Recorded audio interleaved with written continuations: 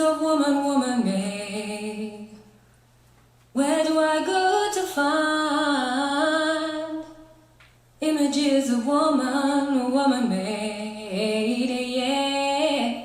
Yeah. Before I start, I wanted to say, I wrote something. I've been thinking about it all day because I was so moved last night. My first introduction to feminism was my father. Watching the fathers here reminded me, with their daughters, reminded me of how it felt to be a little girl with big dreams, supported and loved. This one's for him and for all the good guys out there.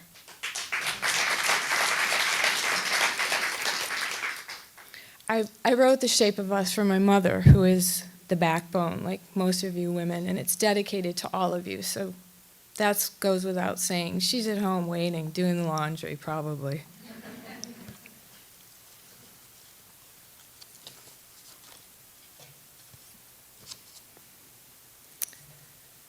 The first piece is my body, my choice. Dear God, I haven't been talking to you much. I'm sorry I haven't been in touch. I lost my faith for a long while. I lost myself, too. I forgot I was your perfect creation. I forgot the privilege it is to be female. I forgot I was able to create life, to make another human. Wow, what a miracle and awesome gift you gave this body of mine. I did not love her with all my power and weight and conviction. I did not honor her the way she deserved. Her beauty was lost under the pummeling fists of an angry man, an ugly man who would break her lip, her spirit, and her desire to celebrate all things feminine. She would learn to cower, to hide, and to hate men, abused and terrified. Years would pass, while her self-loathing and self-worth only intensified. Defeated, she still slept in his bed, crying to herself. After every violation, "Why, God? Why me?" asks another girl in another town in some other awful, God-forsaken, grotesque situation. She was late. Oh, dear God, no. Her period did not come. She prayed and begged for mercy, unsure she could carry this child born of hate. She was conflicted and terrified. She prayed on her knees, begging and bartering. She made a promise, she and I. We promised together, and our strength amplified. God, if you make me bleed, I will leave this vicious cycle of damnation. She woke, undestained red, and smiled through tears for the first time. There would be no more rape, no more abuse, no more night terrors. She was lucky and packed her bags good riddance. We made a divine pact that day to lean into femininity, beauty, and the body beautiful. She would honor all her sisters faced with hard choices. They were solely her choices and solely mine, not his to carry, because only another woman truly understands the right to bear children or not. And only she gets to decide. And this piece is called Sweet Child of Mine. And it's a little lighter, so we can... Phew. My darling child, how would you like to be? The paper is yet a seed and not even a tree. It's star stuff swirling about, twisting, turning, churning, clashing, and recycling, waiting on you. It's all yours, this one life you've got to live. The molecular cellular neurons of infinite possibility are bubbling and bursting with frenetic energy. Don't you fret about the science. I've got that worked out. Sweet child of light and love and mystery, map it out. Go ahead. The perfect spontaneous combustion of blood, thinking mind and oxygen. Anything? Really? I can be any old which way I want? Wow, that's a whole lot of responsibility. Okay, let me think. Just for a short little teeny smidgen while. Let me stay in my transparent, weightless, formless, white bouncing bubble. The orbs are so beautiful up here. Heaven consists of white, transparent bubbles in varying sizes, forever moving and colliding in the stratosphere. No, my darling, don't overthink it. Don't try too hard. Okay, I think I understand. I get a full-size, funky, groovy physical body and a freewheeling, willful, thoughtful, attentive mind? Yeah, exactly like that. You're getting it now. It's not yours forever, so make sure to make the stark, naked birthday suit snug with plenty of room to grow. Oh, goody! I'd like to be lovely and wanted and kind. I'd like to feel happy, funny and proud. Make me loyal and true, surrounded by humans who adore my company. Oh, yes, I'd like to be that very much. I'd like to be likable. That matters, right? I'd want to be brave, adventurous, scale majestic mountains, and feel the wind coursing through my veins while tickling the leaves on the trees. You know, really know the climate, experience the burn and the sweat and the chills. I want to feel it all. Freestyling, lightning, thunder, carnival, cotton candy, sticky, sappy, drippy love, music and melody. I want to float weightless. Make me loud and quiet, clear and crazy, buoyant and alive. I'd like to swim naked, twisting and smiling, dance without rhyme and sing off key, and giggle, you know, and laugh like a lot. I'd want to worship my time. I'd like to be remembered by the etchings in towering ancient bamboo stalks. I'd like to be remembered by how much I loved being alive. Is that all of it, you think? No, almost. I want to know endless wine-dark seas, mystery, and spend time in an open, transparent glass house. I want to hear riptide waves of emotion crashing off the sea. I suppose I want it all. Make me pretty. Pretty, please. Pretty inside, with honesty exploding through my pores. Is that everything? Are you sure? Oh no, hold on. Wait one tiny second. Let me dream a little bit further, bigger, wider. More sky, more stars, more fire, more water, more spontaneous, and more of everything ignition.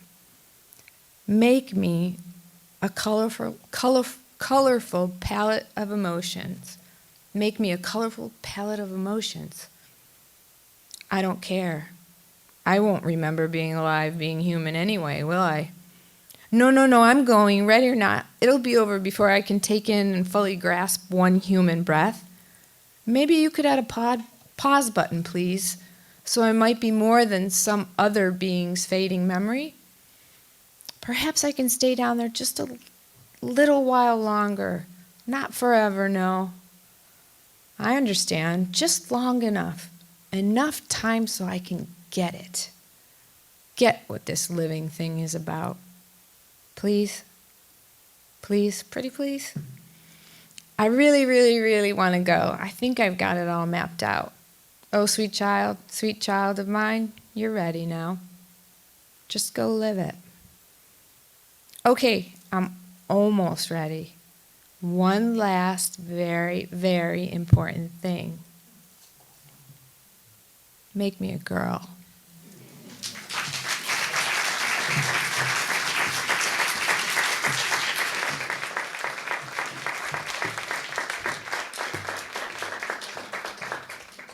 Hi, I'm Dia Carabajal.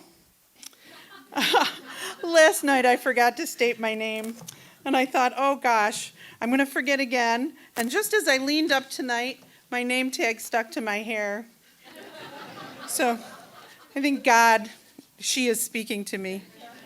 So tonight I'm going to share with you the words of Lucy Stone. She was pretty notorious because she refused to take her husband's name.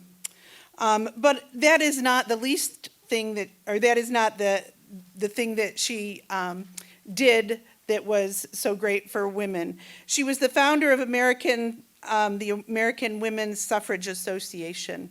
She was the editor of the Boston Women's Journal, and she is a member of the Women's Hall of Fame in Seneca Falls.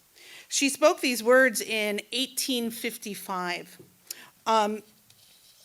In so many ways, that seems so long ago, but as I was preparing, I thought, wow, some of these things are still real. This could have been written last year, could have been written last month, it could have been written yesterday.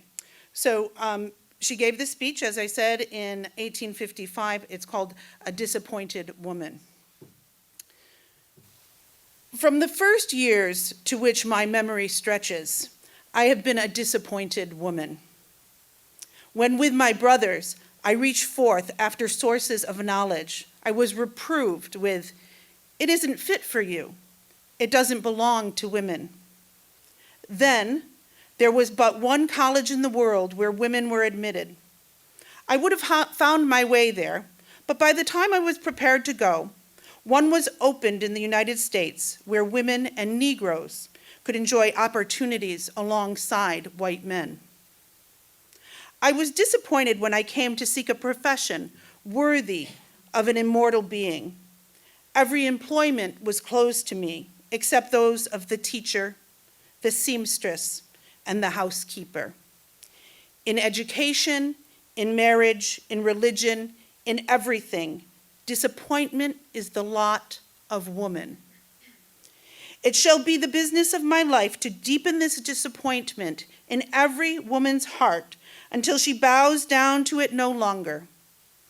I wish that women, instead of being walking showcases, instead of begging of their fathers and brothers for the latest and gayest new bonnet, would ask them for their rights.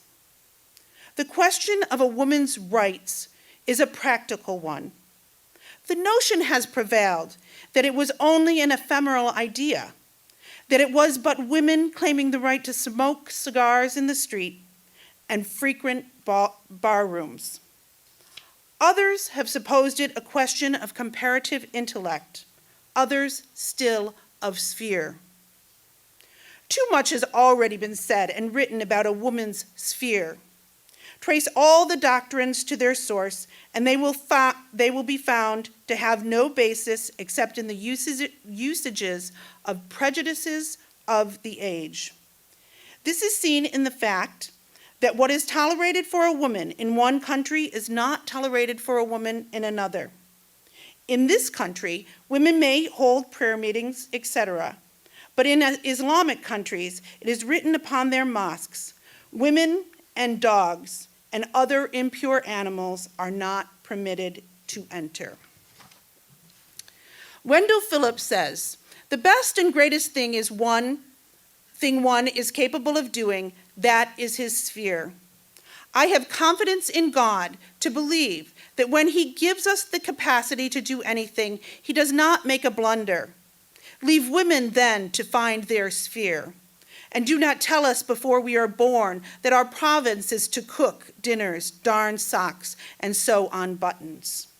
We are told a woman has all the rights she wants, and even women, I am ashamed to say, tell us so.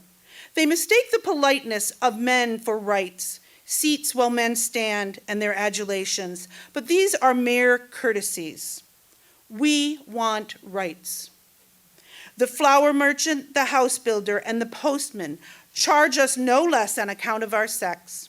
But when we endeavor to earn money to pay all these, then indeed we find the difference. Man, if he have the energy, may hew out a path for himself with no mortal, where no mortal has ever trod, held back by nothing but what is in himself.